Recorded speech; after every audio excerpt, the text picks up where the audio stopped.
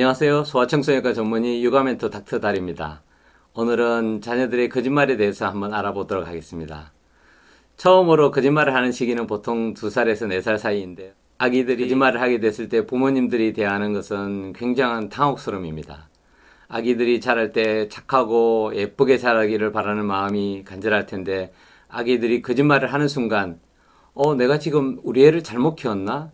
어떤 문제가 있었길래 내가 우리 애를 거짓말을 하도록 만들었을까 하는 이런 죄책감이 느껴지고 우리 애를 어떻게 키워야만 거짓말을 하지 않도록 할까 고민하게 됩니다. 처음으로 우리 아기가 거짓말을 했을 때 당혹스러움과 그 다음에 어머니들이나 아버님들이 보일 수 있는 자연스러운 반응은 화를 내는 겁니다.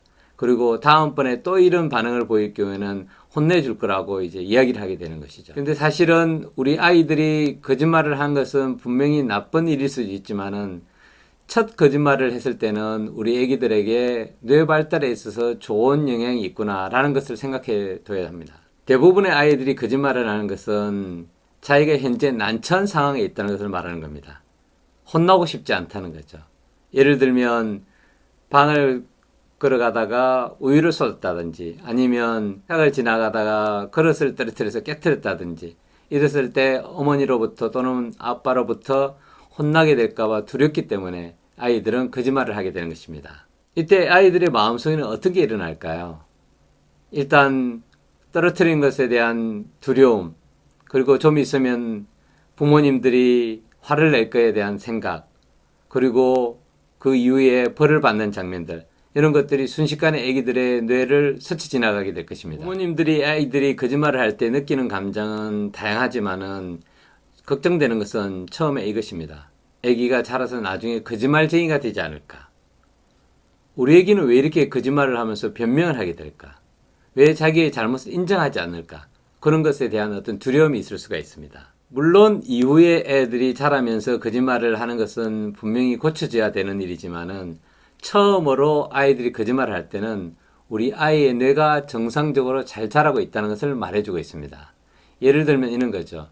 우리 아이들의 뇌 자체가 계속적으로 출생 시부터 발달해 가는데 이 발달에 어떤 큰 변화가 일어나는 게 3살 전후입니다. 그래서 2살 때부터 이제 그 징조가 보이기 시작하는데 아이들이 거짓말을 처음으로 하는 게 보통 2세입니다. 그리고 3세를 거쳐서 조금 더 거짓말을 하게 되고 4세가 되면 아이들의 한 80% 정도는 거짓말을 하는 것으로 나와 있고 5세 정도가 되면 거의 대부분의 아이들은 거짓말을 한다고 생각하시면 됩니다. 첫 번째는 우리 아이들이 사람의 마음을 읽게 되는 것입니다. 우리가 독심술이라고 하잖아요. 상대방의 마음을 읽는 것. 예를 들면 우리가 밥이 앞에 있는데 숟가락을 든다 그러면 실제로 그 사람이 숟가락으로 밥을 떠지 않더라도 이 사람이 배고프거나 하는 걸 알게 되잖아요. 그런데 이거를 2세 이전의 애들은 잘 알지를 못합니다. 근데 2세 정도가 지나면서부터는 그 마음을 조금씩 이해하기 시작하고 이제 능숙하게 상대방의 마음을 읽는 것, 그거는 한 3세 6개월이 되면 잘할 수가 있습니다. 예를 들면 이런 거죠. 내가 아이스크림을 바라보고 있다. 그러면 나는 내가 아이스크림 먹고 싶은 건 알잖아요. 근데 내가 아이스크림을 바라보고 있는 것을 엄마가 바라보면 엄마는 이런 생각을 할 겁니다. 우리 애가 아이스크림을 먹고 싶어 하는 걸 내가 아는구나. 이렇게 하겠죠. 근데 아이 입장에서 다시 생각해 보면 내가 이 아이스크림을 먹고 싶어 한 것을 엄마가 알고 그걸 알고 있다는 것을 내가 안다. 굉장히 복잡하죠. 이런 게 마음 이론이라는 겁니다. 마음 이론이 성숙이 되면 상대방의 마음을 잘 이해할 수 있게 된다고 보는 것입니다. 이것이 성숙하는 시기가 만 3세 6개월 정도인데 2세부터 점차 성숙해 가는 거죠. 그러면서 2세부터 애들이 거짓말을 하기 시작하는 겁니다. 그래서 첫 번째 거짓말을 했을 때 우리 애기가 마음 이론이 좀 성숙하고 있구나 이런 것을 이제 알게 될 수가 있습니다. 그러면 두 번째는 뭐가 있냐? 이건 두 번째는 우리 애가 실행 기능이라는 것을 가지고 있다는 건데 말이 조금 어렵지만 실제로는 이런 겁니다. 우리가 무언가를 하려고 할 때 그거를 그냥 충동적으로 할 수가 있잖아요. 근데 충동적으로 하는 것을 통제할 수 있는 능력, 그거를 이제 실행 기능이라고 보면 됩니다. 예를 들면 이거죠.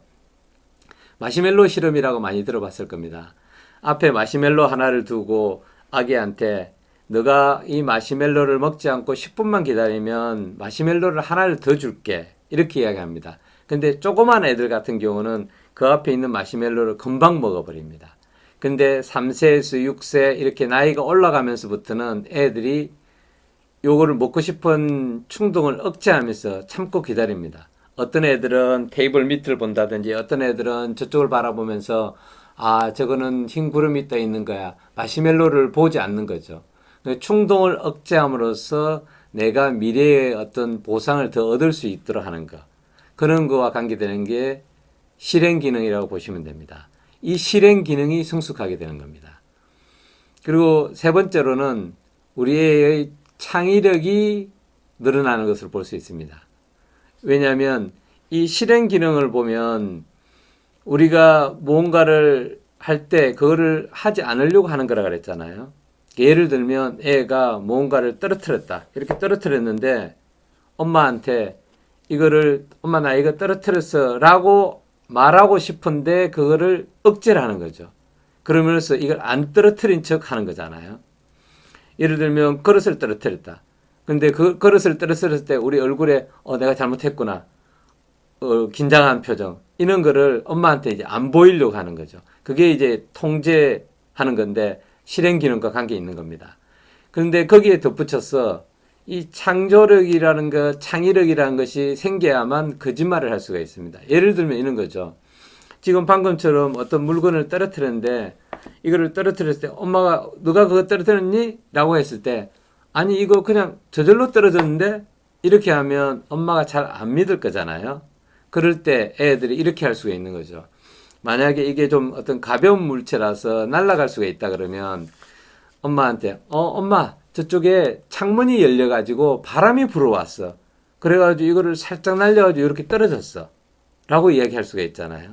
그러니까 이런 것이 창의력과 관계되는 겁니다. 예를 들면 이런 거죠. 이 테이블 위에 지금 꽃병이 있다고 가정을 해볼게요. 근데 꽃병이 있는 옆을 지나가다가 꽃병을 탁 쳐서 떨어뜨렸어요. 그러면 엄마가 이렇게 이야기할 거잖아요. 너가 지금 꽃병 떨어뜨렸지? 그러면 애가 창의롭게 생각해가지고 거짓말을 잘해야 혼나지 않을 거잖아요. 예를 들면 그냥 내가 지나가는데 떨어졌어. 그러면 사실은 얘가 떨어뜨렸다는 걸 자기가 말하는 거와 똑같은 거잖아요. 그러면 좀 더 창의력 있게 하려면 예를 들면 이런 거죠. 조금 전에 이야기한 것처럼 엄마 지금 바람이 굉장히 심하게 불었어. 그 바람이 불어오더니 이 꽃병을 불어가지고 떨어뜨렸어. 내가 그런 게 아니야. 이렇게 생각을 할 수 있는 힘이 있다는 거죠.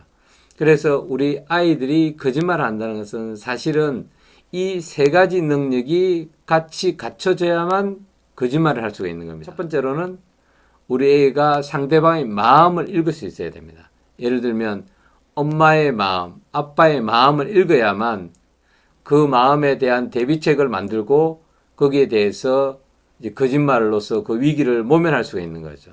그리고 두 번째는 방금 이야기한 것과 같은 실행 기능. 뭔가를 했을 때 그거를 잘 드러내지 않도록 하고 내가 거짓말을 하려고 하는 목표를 잘 성취하기 위해서는 나의 감정과 신체적인 반응 이런 것들을 잘 통제를 해야 되는 겁니다. 그리고 세 번째는 거짓말을 창의력 있게 하는 것. 만약에 거짓말이 부드럽게 넘어갈 정도의 거짓말이 아니라면 이제 엄마나 아빠나 또는 학교라면 선생님들이 다 알아채잖아요. 그러니까 엄마 아빠가 잘 모르도록 그래? 그럴 수도 있겠네 라고 생각할 정도의 어떤 창의력 있는 대답을 내야 되는 거죠. 그래서 요 세 가지 기능이 잘 성숙해야만 거짓말을 할 수가 있습니다.